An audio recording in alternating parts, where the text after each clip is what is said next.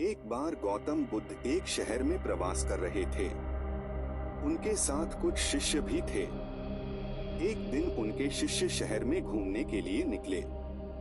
वे शहर में घूम ही रहे थे कि तभी शहर के कुछ लोगों ने उन्हें अपशब्द कहे। उनके बुरे शब्दों को सुनकर शिष्यों को बहुत बुरा लगा और वे वापस लौट गए। बुद्ध ने देखा कि शहर से लौटकर आए उनके सभी शिष्य बहुत क्रोध में दिखाई दे रहे हैं। उन्होंने शिष्यों से पूछा, क्या बात है, आप इतने तनाव में क्यों हैं?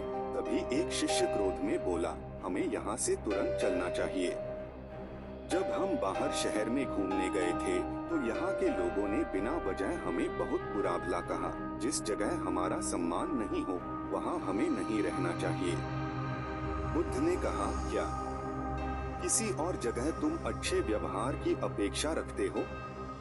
दूसरे शिष्य ने कहा, इस शहर से तो अच्छे लोग ही होंगे। तब गौतम बुद्ध बोले, किसी जगह को सिर्फ इसलिए छोड़ देना ठीक नहीं कि वहाँ के लोग बुरा व्यवहार करते हैं। हमें तो कुछ ऐसा करना चाहिए कि जिस स्थान पर भी जाएं, उस स्थान को तब तक नहीं छोड़े जब तक अपनी अच्छाइयों से वहाँ के लोगों को सुधार न दें।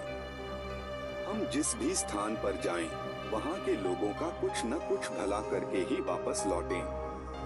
बुद्ध ने कहा, जिस प्रकार युद्ध में बढ़ता हुआ हाथी चारों तरफ के तीर सहते हुए भी आगे बढ़ता जाता है, ठीक उसी तरह उत्तम व्यक्ति भी दूसरों के अपशब्दों को सहते हुए अच्छे कार्य करता रहता है।